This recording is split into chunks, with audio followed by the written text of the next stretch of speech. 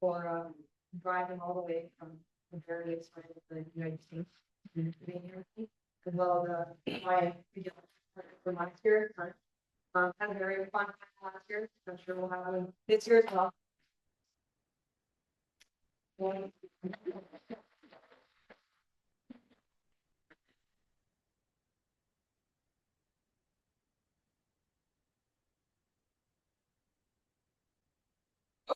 Year, we have had 4 Canadian tournaments with finals about whether or not we should forget. And I think there is a reason that this debate is distinct from those, and that is the phrasing of the motion.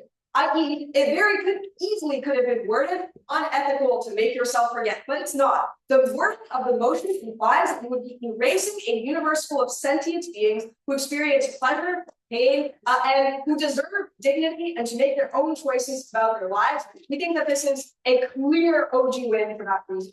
We are going to explain why it is unethical to doom the entire universe and why it is worse for you and your child as well, and how that is also unethical. First, why is it unethical to doom the entire universe? So the characterization here is that the motion says you erase this universe and you are transported into another, i.e., not that another universe is created, that you are transported to one. Thus, I think you probably erase a ton of people's lives when this happens. Why is this a bad thing? Several reasons. First, most beings in the universe clearly want to keep living. Number 1, killing yourself is literally not that hard. It is the default. If people wanted to, they would. It is hard to live. You have to get food. You have to sleep to get energy. You need to work. You need to hunt. You need to stay on guard for threats. Most people actively choose to do these things, which is a revealed preference for living when they could otherwise lie down and die. 2, people clearly express a preference for being alive consistently in society. We set up large structures of charities so that we can save more lives. We get sad when people die. We talk all the time in our media, in our news, in our school about how we are afraid of death and what comes after it. Thus, I think it is pretty unethical to make this choice on behalf of billions that they clearly do not want to make themselves. I believe that you have a strong ethical obligation, at minimum, to not drastically limit people's autonomy by fucking killing them. It is an assault on the dignity of billions. But I also think you have a weak obligation to allow the kinds of pleasure and higher order fulfillment that exist already in this current universe that would be erased. Why is there lots of utility in the current universe? Because I'm sure opposition is going to be like, life sucks, nuke everything. Here are several reasons. Number 1, there are evolutionary reasons not to be miserable. I think most creatures adapt to their baseline conditions such that they experience pleasure and fulfillment when they do evolutionary optimal things like having sex or eating food that is nutritional to them, or having a bonding moment with their child so that it's not going to die in the wild before it reaches maturity. I think that this means that even if it's the case that there's lots of war and death and bad things for all the animals in the farms, for the most part, they are literally just fine. Like the people in Gaza are still making jokes and having fun when they get a little bit of tasty bread, even though their baseline conditions are quite terrible. Nick is going to explain this further, but I think it is clear that there is, I guess, a lot of fulfillment in people's lives, just a lot of good feelings that you do not want to erase. I'll take a POI from opening at this point. Yeah, do you think they were obligated to have children? To some extent, I mean, it's hard to say. Yeah, I think that would be great. I think it's good. I'll happy to see how that plays into your case. Okay, second, on your obligation to yourself and your child, I think if you do this, it probably cooks your child's life, and that's really no. Why is this? Number 1, it literally erases your current kid. The child that you have has likely also learned of his father's cheating. If not, at minimum, he has heard of the divorce proceedings. This child has already emotionally developed to some extent from this experience. He has probably adapted his worldview, his demeanor, his knowledge of what is going on. But also, you've probably already connected in moments of shared grief over losing your father from your life because you realize that he's a terrible fucking person. I think that if you erase your current child, you erase this person completely because people develop based on their experiences. It's not going to be the same. I also posit that you have no special obligation to the version of your child in the alternate universe. You do not adopt that child. You do not take on any kind of responsibility for them. You only physically took on responsibility for the child that exists with you today. And even if it is the case that this other kid would have a good time, I think you are shirking the ethical obligations that you took on when you adopted this kid from surrogacy or the foster system or whatever. Second, though, I think the odds that your lives get much, much worse are very high when you erase your memory and stay with a cheating husband who does not care about you or your family. Reasons for this.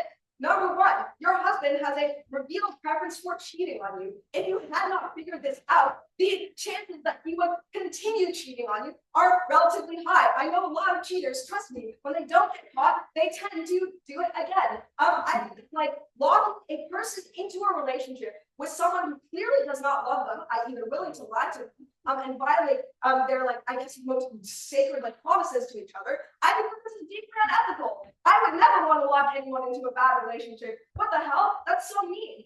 Second, though, I think that if your husband is willing to cheat on you, he is probably also willing to deprioritize you and your child in other ways. I.e., he clearly has the skill of lying to you convincingly. He clearly is willing morally to take this action of lying to you. Thus, I think that he is more willing to lie to you about things like his finances, things like his feelings and his preferences about you, things like his activities, his priorities in the long term.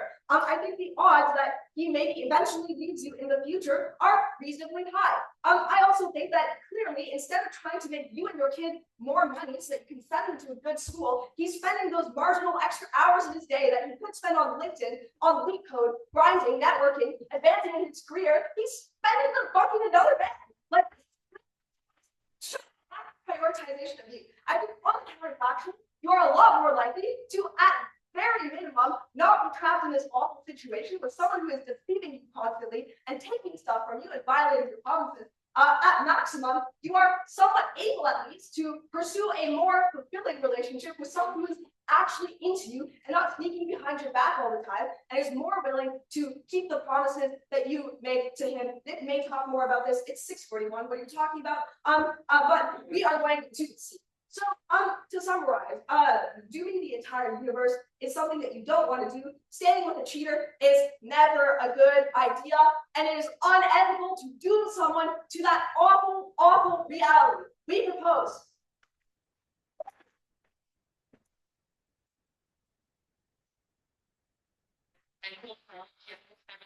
For this to happen. Shout out to NTU also, by the way, because like, I think our school is underrepresented. Yeah. Cool.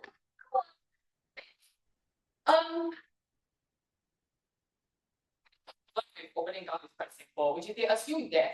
But if I can prove to you that death never happened, then I guess we win. The first thing is that this replacement universe certificate is an erasure.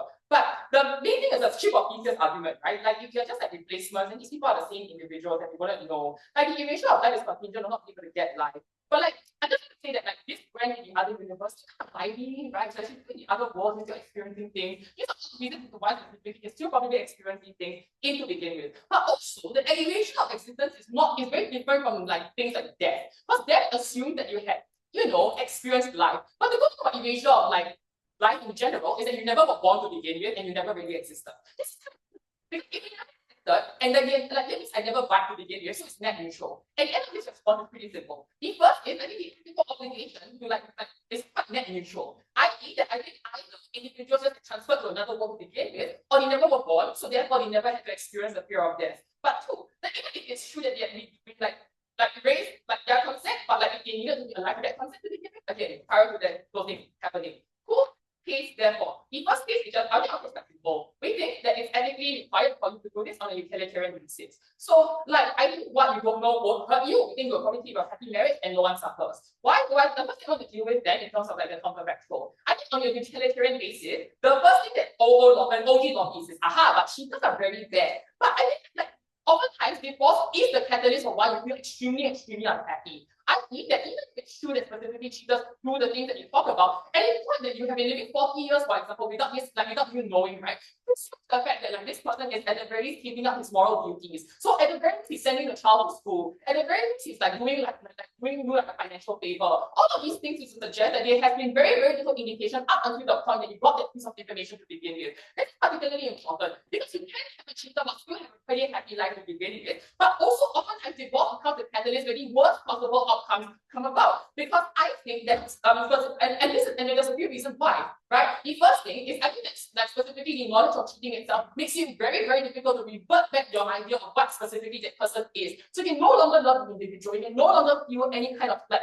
happiness for the particular individual. This means that you're likely to live, for example, a long life of like very, very sad psychological harm and trauma as compared to not ever having that to begin with. But the third party harm fits because divorce is often extremely messy. People fight, scream, tear things up, right? Ignorance, that also means that the daughter's life is able to improve or the counterfactual. If anything, I would argue with you that like your duty to the daughter in your current life is already failed, and it's not that you try to divorce the individual. Because firstly, and if I prove I'm very human to you why divorce specifically harms the particular child to begin with, because she has to see the fight. She has to see the kinds of pain that daddy and daddy are unfortunately fighting, and now need to divorce.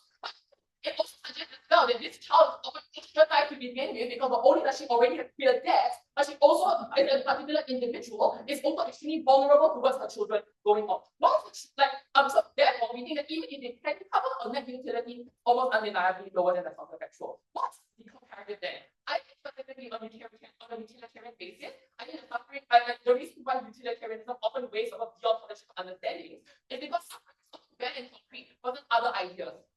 We are happy and the fact that we feel pain is objective. We can go over the scribbles in terms of like whether these things are objective or not. But I think what's more important is that this weight above beyond political argument, or at least the argument of doing so, is that like non-utilitarian other ideals like moral intuition, morality, like cannot be done.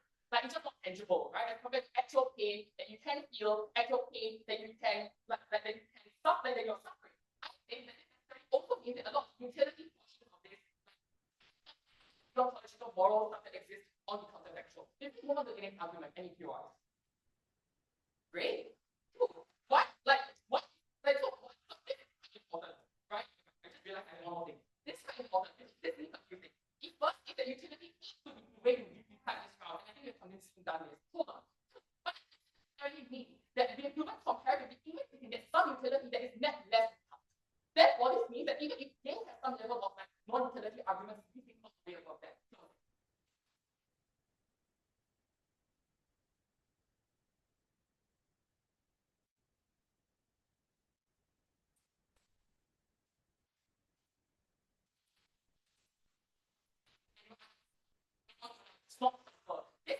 Okay, it's 5 years, 10 years maybe, right? But a 5 years, 10 years maybe, like at the very least, there's like 30 seconds, right? So it's like there's going to be a large amount of window of time, presumably, that you will be able to like deal with it, right? But in that 5 to 10 years, it's still net neutral. Because in 5 to 10 years, you can still have your kid to go to school. You can still do things. This necessarily also means that everything is probably goes away. What is it like let's talk about informed consent then. Maybe it's also like probably morally okay. So you don't like clear the bar because of it being morally needed, but it's also morally fine. I think that there's no obligation to do so, but I feel morally ethically fine thing to do. Why? I think that this is particularly on the idea of informed consent, right? Like you know what the life is, now you know that you're choosing for yourself, like you're choosing for yourself, and now you know your option. We think that this means you have all the information currently present, and therefore there's no information that particularly you're limited to. I think the gut response to this probably would be like, but like this is not specifically an informed decision. But I think there's a few things. The first is that if you if you had information specifically, you would probably decide differently on gut. But I think that like specifically, you are not morally obligated to know things. I think you can choose to deny yourself information, and it's morally fine. I think that we think that like if there's a book, for example, that will actively harm you, but like if you think there's a piece of information, for example, that you don't want to know, right? This is probably something which, in and of itself, right, is something that you should be allowed to deny. I think it necessarily means a few things. The first is, even if you don't buy any of the initial utilitarian comparisons in terms of why we're significantly more neutral, but this is still not into a threshold that's morally unethical. That is to suggest that we think that given the fact that like you are not morally obligated to work, like you're not morally obligated to anyone else, we think that you should have moral obligation to yourself. The second is that there's I think that the study is also then predicated specifically on existence. I think that if you work on the comparative, we think again, on the world on the comparative, insofar as it's particularly better, we think that this probably makes more sense. For all these reasons.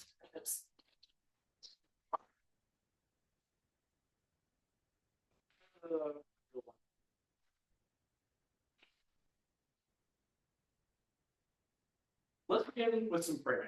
What does it mean to erase the universe? They say that what it means is to rewind the clock somehow and make it such that the universe never existed in the first place, so people aren't actually dying, they never existed at all.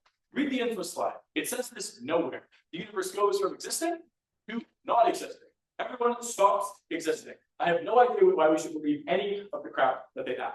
Their second big picture response to our case is, well, ship of Theseus, bro, it is likely that you are identical to the version of you in the other universe, so we're not really killing anyone. I want to propose a thought experiment for you. Imagine someone walked up to me with a gun and said, Nick, I'm about to shoot you in the head. And I said, oh my God, that's possible. You would be killing me. But they said, oh, no, bro, don't worry. I'm going to go to the lab, oh God, and make a creature that is identical to you, identical to you in a different universe, perhaps, or in this universe. I would say, I don't care, because it still sounds like you're going to make me stop existing. But if I'm in the same way the ship of Theseus is identical, if I'm identical to that other being, that's still not, in my view, something I'm going to care very much about. That's going to violate my higher order desire to continue existing, to not die. Great. Furthermore, if, as we say, this isn't about creating a replacement universe, but just about going from one universe to another, I'm assuming the many worlds interpretation of quantum mechanics is true, then it's still the case that we're going from like 16 billion humans to now 8 billion humans between these two universes, perhaps. Between these two universes, perhaps there are others. This is still a massive reduction of the sheer number of entities that have pleasure, that experience all the joys of life, and that get to self-actualize and do the things that they want to do in life. Or before we go on with any POS. Okay, oh yeah. So people are telling so people are kind of like this. Why? Yeah. So our point is that we aren't creating this replica universe. Nowhere in the Infoslide does it says that. It probably exists on both sides. And I want to actually use a POI to engage with this. There was a POI that said, well, are you obligated to have kids? The correct answer is no, you're not. But what you're obligated to do is not kill someone else's kids. So it is probable that even if your whack-ass framing is true, we suggest that you're not obligated to create a brand new universe with people in it. But what you are obligated to do is respect the rights of beings that already exist in the status quo, that have hopes and dreams and relations with others, and in many cases, like in the case of your kid, a relationship with you specifically, which yields a special obligation. Are there any more POIs? Okay, yeah, please. Yeah, so the analogy is that no one's they don't have to warn. Those are the people killing someone in that. Sorry, the reason killing someone is bad is because of suffering and mourning. If I take someone who has no friends and family, bring them up with me to an island, and then kill them painlessly, is that just acceptable? No, death is wrong because you deprive someone of life and getting to do the things they want to do. Deaths are bad even when there's no one to meet. Deaths are bad even when they're done in a split second, in an instant, like in the case of explosion. That's a frankly very, very silly POI. All right, let's talk about everything else. So, next thing they say in response to our case is, actually, no, you shouldn't believe Jaleelah's deontological analysis of the harm of erasing the entire universe because utilitarianism is true. One, I'm sorry, this is just a personal thing. We are not running a deontological case. We are running a consequentialist case about desired satisfaction, the satisfaction of higher order desires. Let's explain why we should believe our theory over theirs. Many people like pain in some settings. They desire pain in a BDSM setting, for example, or you desire pain like getting pinched just to see what it's like, purely because you're curious. In those cases, is it bad if people are subjected to those experiences? Obviously not. If I want that painful experience, it is clearly good for me to get it. And so, for that reason, we can infer pain and pleasure are not what's primary. Desire is, yes, in general, it's the case that people desire pleasure, so the two go align, but we suggest in many cases it doesn't. Furthermore, we suggest that what you should then determine when you're asking how you should treat someone isn't just aggregating all their desires, but looking at the ones that they themselves prioritize. If I'm willing to sacrifice a bunch of things I don't desire as much for something I desire way more, presumably it's more important and more just to let me get that thing I desire more. This ultimately leads to our case. We said people most desire to continue to live. And even if that's not true, living is a prerequisite for getting the things that you would desire most if it's something other than living.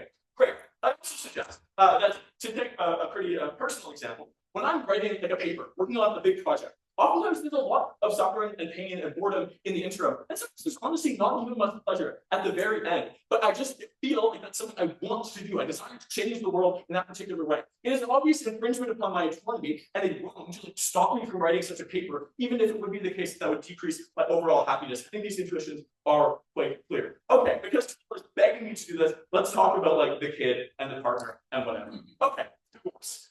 First thing to say is likely the harms are going to be relatively mitigated insofar as you're going to have a lot of support from your family, given that your partner just cheated on you. So that kind of sucks. Likely to get a good amount of money from alimony because again, the partner was the one who cheated on you. And I'd suggest be very, very willing to bite the short-term promise because yeah, divorces are messy. But here's the thing: your husband is very likely to, if not have already been a bad husband, to be one going forward. The structural reason for this is that by cheating, your husband jeopardized, your husband made divorce a realistic possibility. And your husband knew how harmful divorce can be for kids. So your husband showed a real preference for not giving that much of a shit about the kid, insofar as he's willing to risk to get for just for the sake of sexual satisfaction to jeopardize his whole family. Probably doesn't care about you that much, probably doesn't care about the kid that much. If he's willing to put the family through this harm just for the sake of shaboing. And so for that reason, we can infer that this is probably a pretty fucking shitty husband, which means in the long term, it's probably better to rip that band-aid off. Great. Next, even if they're right about like things being better for the kid in their world, I was just the way here is quite clear. Like, yes, people do it generally that it's okay to like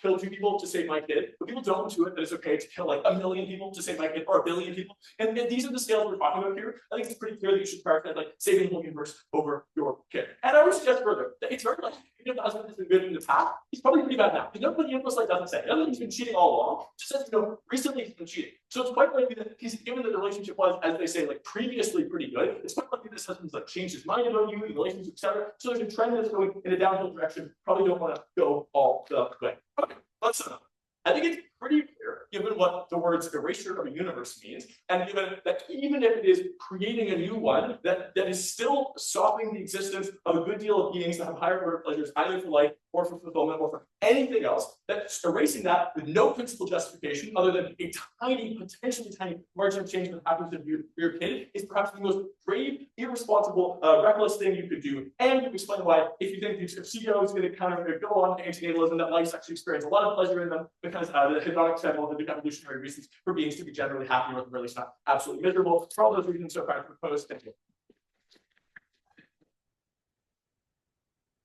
Before I start, thank you to everyone who organized and put this tournament together. It has been a lot of fun. And thank you to my partner, Wada. Wada has been my student since 2021. And as you can see from the speech that they just gave, they have grown into an incredible debater. I'm so proud of them every time I see them speak. And also, in my personal life, the last few months have been pretty difficult. And Wada was there for me the whole time. And that was deeply meaningful to me. They're a wonderful friend. And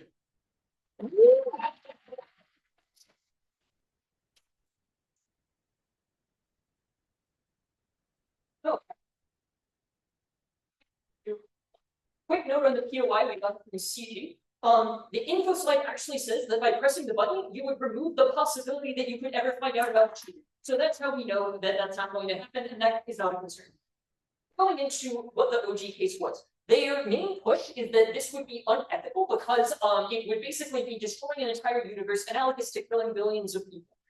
They have two sets of reasons rather that this is a bad thing. The first one actually is deontological because they say that people have a right to life. This is Nick's response to my POI. When I say, like, no one is, this is an unfelt harm from a utilitarian perspective, no one is suffering and no one has to be mourned. So the is about right to life, and that's what those are Nick's explicit words. But Wada gave you reasons that we should care about utilitarianism more than deontology, more than rights. Wada told you, and it got no response from OG, that suffering is objective. You can, like, it may not be communicable in objective ways, but its existence is objective. Whereas any other ideas that we have about morality, including rights, are just that, ideas. They are subjective intuitions, and people can't agree on them, and they are very difficult. It is very difficult to solve disagreements, most of which are rooted in culture. Basically, anyone from any society can appreciate that minimizing suffering is a good idea, even if they think there are other considerations. And this is why we often fall back on utilitarianism when we have no other pressing moral obligations. Like, if there's no pressing reason to do something for the sake of justice or whatever, we say, okay, well, what helps the most people, what hurts the fewest people? This is something, this is why we should not care about these right to life arguments as much. But also, I don't think this denies anybody of their right to life. So this is not a life ending. I don't think it's analogous to shooting someone and telling them that you're creating another version of them in another universe. I think it's actually more analogous to the Star Trek teleporter, where it disassembles you in one location and reassembles you in another location. And I know that we're not creating a new universe here, but even so, what's important about the Star Trek teleporter, and what's the reason why most people don't think that it kills you, is that your identity is the thing that makes you you still exists. What makes you you is your memories. What makes you you is your values, and those things still exist and get to keep going. Moreover, we become different people all the time because our memories and our values and the things that we do that make us who we are, those change radically over time. And so in terms of eliminating people in a way that doesn't kill them, in a way where nobody is mourned and no one has to suffer, that is something that actually just happens as a natural part of life all the time. It is not a bad thing when it happens as a result of promotion. CG. Yeah, so what happens to you? It is as if they never existed. They cease to be, and no one ever knows about it either. So the other reason they skip, and this is more in the PM, as to why this is a bad thing, is that it is like utilitarianism. That basically we're cutting off the potential happiness that people would have had in the universe that gets erased. This has a few problems. Firstly, I don't think it's clear from the reasons that we get from PM that the existence of the universe is utility positive. There are some reasons, as given in PM, to think that, but there are other reasons to think it might be utility negative. For example, the hedonic treadmill, the idea that we're never happy with what we have because we're always chasing the next thing. That the anticipation of something and the way we imagine it will make us feel is always better than how it actually makes us feel. This is why, for example, athletes don't are generally not super satisfied. That's why I'm still here, even though I've been debating for 8 years, but winning is never enough. You have to keep doing it more, or else it stops being satisfied. I think another reason is that evolutionarily, humans, it is advantageous to always be seeking out what is wrong and to be thinking about how your life could be better. That means that people have a disposition towards focusing on the negative and focusing on the negative things in their life. And that is a disposition towards being unhappy. I think our net, probably the universe is utility neutral. Yes, we will remove the possibility for people to have happy experiences. We will also remove the possibility for a lot of suffering. It is impossible to determine which one wins out. I also think that we are not obligated to potential happiness. And this is why I asked the POI about having children. Because we are not, I'm glad that they got there eventually, as they know, we are not morally obligated to have children. And the reason for this is that we are not morally obligated to potential pleasure. If we were, that would be an absurd situation where we're all being immoral because not all of us are doing what is maximally toward creating the most potential pleasure, where our obligations are to what is real, the people who already and actually exist. And that is who is benefited under utilitarianism in the off-world. So let's go to the second point then, because their other point is basically that this new universe would be bad for you and your child. I have some responses here. So the PM draws wild conclusions about what this person is like from the one data point that they cheated. I'm just going to say that it is not very certain what they're like. We can imagine someone cheating because they're a bad husband, as Jaleelah described. But we can also imagine someone cheating in a moment of weakness. We can imagine that they really regretted it and that they probably weren't going to do it again. As Wada points out, there were no prior indications of this. There were no, presumably he was being a good husband, or else the Infoslide wouldn't say that you're happily married to him. So he's probably not doing all of the things that Jaleelah describes. And in fact, the fact that you've had a happy marriage all this time probably means that on net, she's more likely to be a good person who made a mistake rather than a bad person. Because if he was a bad person, you would have already noticed after 10 years, you would have noticed by then. So what are the utilitarian benefits? We think that basically, and note that we don't get much response to the informed consent material, that you are making an informed decision. You know what it is like now, and you remember what it is like before you found out about this. It is ethical to decide what information you do and don't want to have. This is why we are not obligated to give every piece of information on earth. It is moral to decide not to learn about things that might upset us, for example, so long as we're not obligated to be doing something about it. So what I'm saying is that you make an informed decision to move to a world where you don't have to suffer with the divorce, where your daughter doesn't have to go from parent to parent and face the stigma of being from a broken home. We think that the odds are that your marriage was pretty good And even if it was, even if it was imperfect, you are in the position to make this decision. And I'm just going to note here, the most they can get out of this is to say that you are not obligated to do it, because it is still your decision, even if you can't guarantee that the outcome is going to be good. So what we've said is that this is not wiping out an entire universe. It is merely making it as if it never existed, which is morally distinct. And this is an informed decision with utilitarian benefits, and that makes it opposed.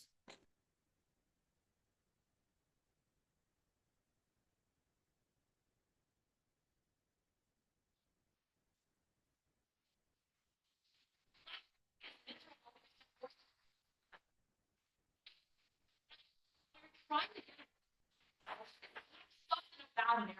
Read the Infoslide. It just says that you cannot find out for sure that your husband cheated on you. This does not mean that you cannot, for example, suspect that they are cheating on you while permanently living in that crippling doubt where you never know for sure what is going on. I think oftentimes when people cheat, the relationship is never the same. Listen to this is a person who cares deeply about you. This is a person who has been married to you for 10 years. Their life by crippling doubt from having cheated on you, they will never treat you the same way again. So the difference in this world and what this rebuttal does is it casts significant doubt on their comparative being in fact much better. You just don't know definitively that the husband did cheat on you. That is never wrong because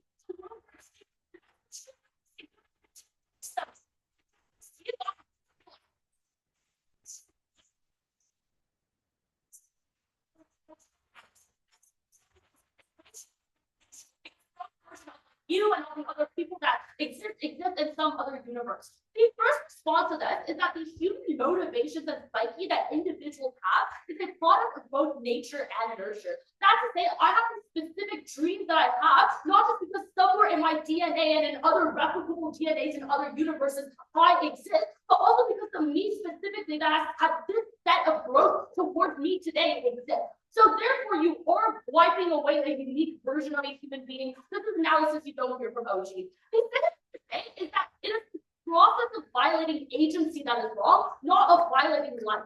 That is to say, sterilized half of women on Earth right now. That would probably be great under their utilitarian metric. A, because you get rid of the pain from pregnancy, but B, you also get rid of the pain from overpopulation and all of those related pains. But it is unethical because it is agency violating. Maybe there is no one-to-one connection between pain and agency, but it's not that. It's not life and death pain, right? It's just the pain of your fucking divorce. People divorce all the time. You can get over this pain by doing other things. I just think it's not equivalent. Okay, what is our extension? Nick kept shooting us looks during the PM because he thought their argument was so smart because they tell you can destroy an entire universe. But don't worry, we thought of that in prep too, but we're going to tell you and outweigh the entire round by proving that your decision can destroy and bring down multiple universes. I want to point out a few possibilities that opening doesn't realize. The first is you don't know the endpoint of your universe's timeline. That's to say, if we live in a world where you could travel between universes and multiple universes exist, we could probably assume that there's infinite universes, and because time is infinite, there's infinite timelines in these universes, right? So mathematically, that guarantees that there is a glitch in the universe somewhere in some universe's timeline that is so destructive that it is literally existentially destructive to every single universe ever. This is destruction of every single life. It is opening government times infinity, right? But what you don't know is the importance of your own universe's timeline. You could be living in the singularly most important universe in all of universe history. Your universe could be the one that one day has that random motherfucker that finds the antidote to all of the universe's problems in every single universe. You just destroyed the timeline of your universe. Why is there some sort of likelihood for this? The first is that why is there this freaking button in your universe and not in any other universe? Right? Isn't that so weird? So was the chosen one. So clearly there has to be something in your universe that matters. But even highly unlikely, that doesn't mean matter, right? The likelihood is logged by the magnitude of universal destruction. It's just so much.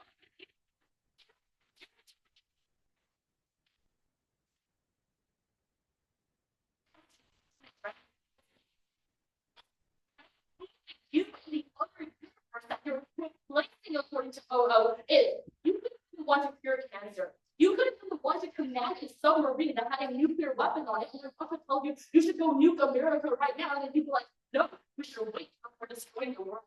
And you could have destroyed that person, and you know that you that person is trained in cancer biology, right?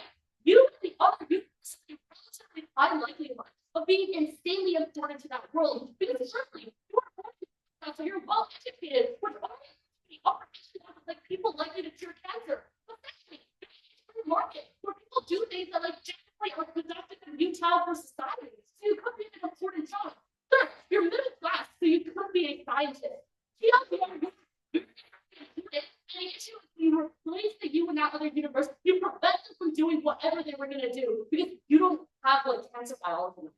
The third thing is that the only info you have on the info site is that the new world is better for you. But the new world could be much worse for everyone. If we go by our like infinite universe theory and there's only two universes, maybe in that world everyone else's husband is like always cheating on them, right? We don't have any information about that other universe on this one like not that big metric. Yeah, universe infinite minus 1 equal infinity. So all the infinity for the comparison. I would respond to this as well. Really, I do. It's like issue to fuck around and find out when it comes to life, even though after fucking around and finding out nothing might go wrong, right? Like for example, if you're a doctor, you can kind of just like open up your patient and fuck around and find out if something might go right actually instead of going wrong. But you don't do that because as an agency, as an individual, you do not have the right to fuck around and find out what everyone else is like. You don't have the right to be the one to actively make this decision that could potentially screw over everyone else. But what aside from that are the other ethical implications? The first is that we have erasure of the universe at a much higher scale than OG.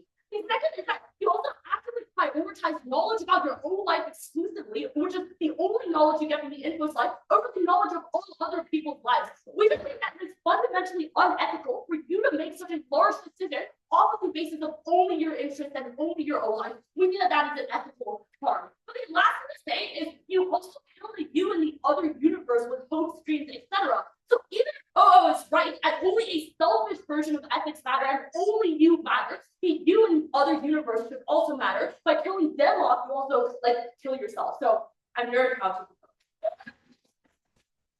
I want to thank my family for signing me up for debate, my older brother for inspiring me to do debate.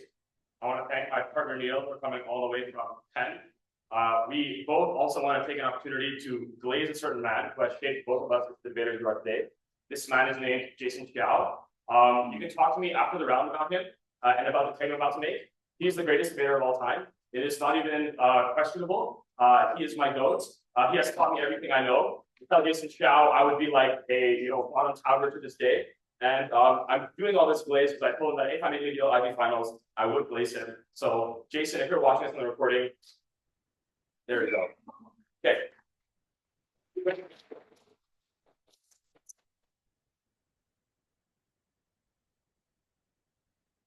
Life sucks.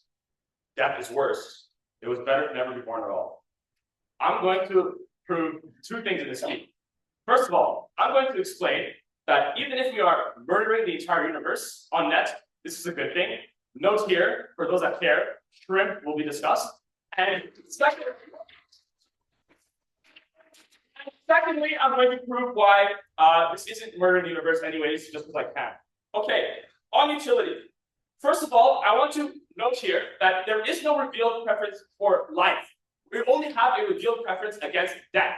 Why? Because death is painful, death is scary, death often evokes emotions of guilt because we know we have family and friends and people who rely on us after the fact that we are gone, that we are going to cause pain to. So for all of these reasons, we have a revealed preference against death, not for life.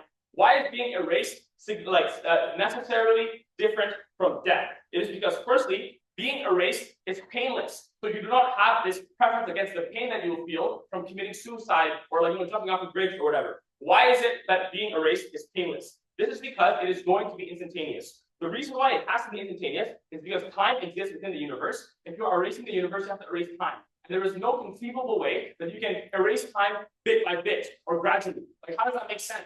Time is a dimension. You have to get rid of it. It must be instantaneous because the erasure of time has to be outside of time. And if it is outside of time and it's instantaneous, you don't have any time to experience it, so it must be painless. Secondly, this erasure is universal, erasing the entire universe. What this means that there's nobody left to be sad about you not being there, so there's no guilt, there is no, moral weight on your shoulders for this kind of suicide. So it is actually likely that a lot of people would have a preference for erasure. The only thing that government is able to prove is that we have a preference against death. With this being said, why is it that the world is net utility negative and it would be a good thing to erase the universe? Firstly, most of the world lives in poverty, and the reason this is important is because, get ready for the plagiarism, life is inherently energy dependent. And what this means then is twofold. One, there are negative experiences that we experience in order to indicate things like depletion or danger. Things like hunger, things like symptoms of diseases to indicate that there are germs in our body. Things like pain when we touch something hot or something spiky goes through our hands. Secondly, it means that there are oppressive structures that exist in order to extract resources. The fact that there are predator and prey, the fact that we need to extract energy, and that this creates that pollution in the air. The fact that we lock a lower class of people, which constitutes the majority of the world population, into economic stagnation in order to exploit them, to exploit resources for us to fuel our wealthier capitalist societies in the West or what have you, global north, global south. What this means then is that there is an enormous amount of pain that happens in the world, suffering from disease, suffering from hunger, so that like moral and mental suffering from the thought that you are being oppressed and exploited, and there's no possible way to get out of the situation that you are in. Secondly, the world experiences things like overpopulation, from the predisposition of individuals to have children, and this creates even more scarcity to this fact. Thirdly, there's the hedonic treadmill. So even for the people who do experience the luxuries of life, they get accustomed to this pleasure. And this is mitigating that pleasure, and in some cases, it leads people to misery, because the human condition is not supposed to experience that much pleasure, not at this moment. Fourthly, animal welfare. Animals have a right too. I'm going to prove to you that we ought to give equal weight to life interest. It is completely arbitrary that because animals, for some reason, are less intelligent or have different DNA, they don't deserve to not experience suffering as much as humans. This is akin to saying that because my skin is a certain color, I deserve not to feel pain, but you don't. This is completely bigoted. Animals have rights. Animals deserve not to suffer because of the fact that they are able to suffer. Why is this important? It is because animals, hundreds of billions of them, suffer every single year in the worst of conditions that you can imagine. Animals are kept in tight little cages. They are injected things that aren't good for their bodies. They are stripped away from their daughters and their sons and their mothers and their fathers. They are whipped. They are used for labor, all to live a miserable life that inevitably ends in a yet again painful death. And notably, I want to scalarize this impact. The characterization we get from government is that we are taking this world from these two universes from 16 billion people to 8 billion people. No, it is thousands of billions of regrettable animal lives to thousands of billions of less regrettable animal lives. This is an incredibly sizable impact that you ought to weigh. I also want to weigh on non-utility. Even if you, quote unquote, kill the universe and you buy the deontological side of opening government and you say some people's preferences and their utility, this is severely outweighed by the actors who do want to pay this debt. The actors like animals who don't even have the capacity to commit suicide. So we ought to see that, the fact that they exhibit neurotic behavior when they're in their cages, trying to bash their heads into walls, that they actually have a preference for death, and we ought to give them a painless one while we're at it. I'll take you. If you ask an oppressed person if they would like to be erased, they would probably say no. They prefer life to the absence of oppression. Also, even factory farm animals trying to avoid death when it is in front of them, they too have a real preference for living. Yeah, no, they have a real preference against death because it is painful. Okay, note this distinction. If I ask somebody, would you like to be erased? And they would say no. This is for the other reasons that I have cited. You have to prove why this is different. Okay. Secondly, though, is this universal genocide? To answer the question of what exactly erasing a universe is, we have to answer the question of what a universe is.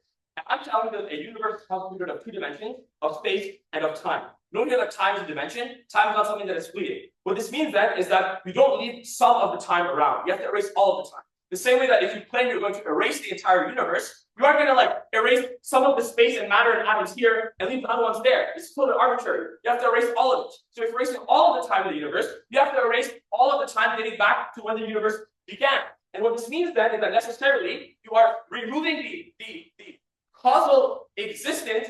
Sorry, you are eliminating the causal events that allow future actions that we care about to be caused in the first place. What you are essentially doing is saying, I'm going to erase the Big Bang. I'm going to commit this murder on a bunch of hydrogen and helium atoms. And because I have done this through this portion of time, as soon as I do that, it becomes metaphysically contradictory that everything that these guys are talking about ever began to this in the first place. So what this means then is that you actually do not take people in like this period of time and then suddenly cut them off from everything they wanted to experience.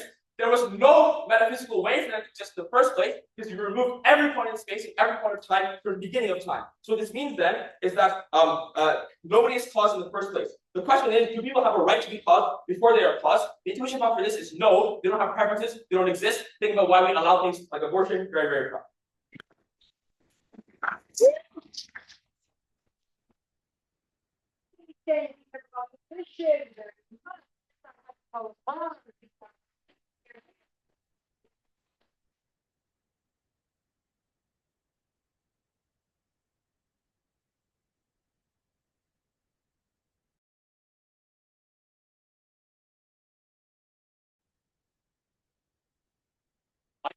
Contribution of Urfaan is a clear explanation of why this became this. The reason why this is important for the debate is because much of O's response to OG is asserting that it is painless, and much of their actual exaggerated impacts are about the pain of death. Urfaan's example as to why, in order for it to be instantaneous, and because people with pain receptors like don't operate instantaneously, when you do this, you erase dimension and people will not feel pain. So already that contribution takes out a lot of their impact and also is a prerequisite for OO. So I think that already means we're a lot on one path. But then for the fun extension, we actually talk and prove why life is a net part by all the metrics that opening have, and even CG2, as to why utility itself is the thing that we should be using to arbitrate this debate. We first tell you that life is utility negative. The natural cycles of energy of primitive pain mean there is enormous pain and suffering. Secondly, we know this for certain that there is overpopulation, there is climate change, there is poverty, and most of the power in the world is controlled by the 1% who have incentive to benefit themselves, but not everyone else in society. We also think about animals. Their whole argument is about sentience. I think Peterson can prove quite well why animals are also sentient. That brings us to feel pain. The closing opposition response is saying that you don't know that necessarily animals feel pain, but you don't know humans suffer pain either. You're not in their head either. The only reason you know people suffer pain is because of like the physical reactions. You poking them with a needle and they come back. Same thing happens for animals. That response is lazy. We also prove why specifically there is a really important claim as to why this is the most important thing. Because note, what every other team agrees in this debate, especially Dan, is that utilitarianism is important. If we are able to prove that we remove net negative utility in the future, which is continuous and infinite, because they have a the universe will like destroy, then we prove by under metric we have already won the debate. They also still repeat many of the things we say. The thing that Baron says about our things in terms of like suffering is just that like, oh, well, life gets better, people are happy with their own situations. No, the biological evolution and that urge means that you are always looking to be top of that evolution because that is how humans evolve and survive, which means you're always constantly looking for a better position. You're never actually happy with yourself, even if you're poor, even if you're rich. And that means biologically you're not beneficial. They also have a better response here from OG that people and animals have a revealed preference for life. But there is a difference between death and erasure. They also don't prove ethical intuitionism, that you and judgment, you and your intuition and think, therefore these people shouldn't survive. But secondly, that revealed preference does not mean their judgment is perfect utility maximizing. We've given you reason that death is a bias. And if we prove that, sure, maybe if people say they don't die, they don't want to like get erased, but we've proven that the impacts to them are better if they do get erased. I'm not sure why you shouldn't discredit that, because that is an impact as utility maximizing. And they haven't given any reason why other kinds of principles should be applied beyond that. They also give a lot of buzzwords about agency. But again, I think agency itself is not something you necessarily can guarantee in this world. He said that, for instance, you don't know what happens after death. But you also don't know many things about this world right now. You don't know, for instance, that, like, for instance, that your boss might not, like, just fire you tomorrow. You have many things you can't control, especially if you're in the global south, where many people, again, work as laborers, where many people don't have control. They are born in the cycles of capitalism, where they are controlled and have to, like, work jobs, 9 to 5. They don't have much control at all, and much agency at all. So even on that thing, I'm not sure why they are ahead as well. They say again, there's unfinished business. They haven't actually proven this, and I've also proven that biological drive means it is far better. How should you situate this extension of the graph? Firstly, we need OO because O does not prove why your utilitarianism as a person pressing this button is more important than the utility of everyone else around you.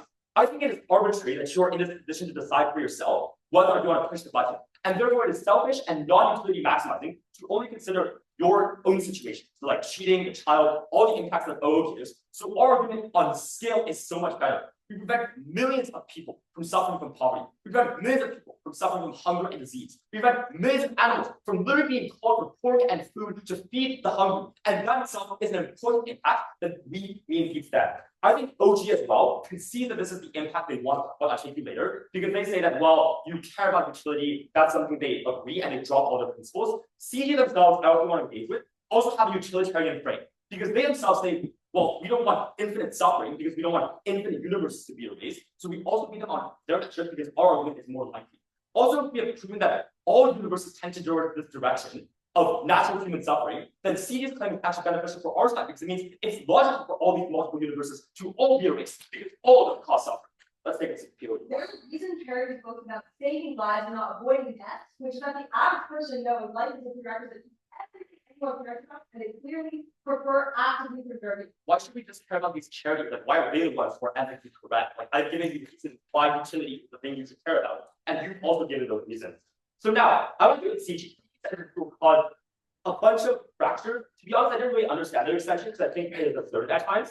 First, they say multiple universes are broken. This is wrong. They haven't proven why there's a glitch. This might be the only connection between two universes, and you don't necessarily have this epistatic access that there are multiple universes. You should act in the certainty you know right now at like an average reporter that life is shit for so many people, and therefore that is a more important impact. They'll say that life sucks with being cheated on, they might divorce. Again, I've witnessed why this individual's happiness isn't more important than everyone else's happiness, who again have the same pain receptors as you, have the same suffering as you. So our argument is far more important than that. I now want to give some more direct refutation to OG. So OG said that's like, oh, like the reveal preference claim, and like there is a moral harm in erasing these people. What we've already given you is direct refutation from my extension. I also want to know how much they exaggerate. So the thought experiment, like someone shooting you, is crazy because we've proven why someone is not shooting you, and we've also proven why the actual real harms of the world are also so much more gruesome. Like hundreds of people are murdered every day, hundreds of people do starve every day, which again are very, very harmful things. And their only way is that evolution means people become the best. But evolution itself is not guaranteed to make everyone happy. It's only guaranteed to make some people in the race survive, but not necessarily everyone else. They haven't proven why the magnitude of people means it will be better. They say the child, again, given reasons why the child class is less bad, but I think we also don't know like your preferences. You probably know everything OG said that like he will do bad things, but I think it's not our burden to prove why you must push the button, just that it wouldn't be unethical. So even on that clash, we say that if you ultimately weigh up that and think that it's better for you to like push the button, that's ultimately your choice. And again, our extension deals with this directly. I also want to again push some burdens that I think are quite important. We prove that pushing the button is not unethical. Because we demonstrate that not pushing the button is more unethical than pushing it, that you are allowing for something that could have been avoided into the future, and that itself is an important thing. Therefore, as a moral actor, it cannot be unethical for us to push the button because ethics of a greater ethical violation of allowing a world of suffering and harm to continue for thousands and thousands of years, where every single day people are hurt and animals are hurt, and I think just the sheer scale of that impact means we take it over every other team in this round. Very much oppose this motion.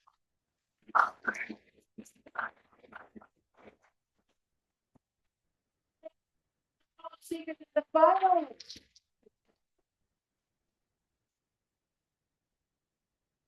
First is victim of the call to the cat.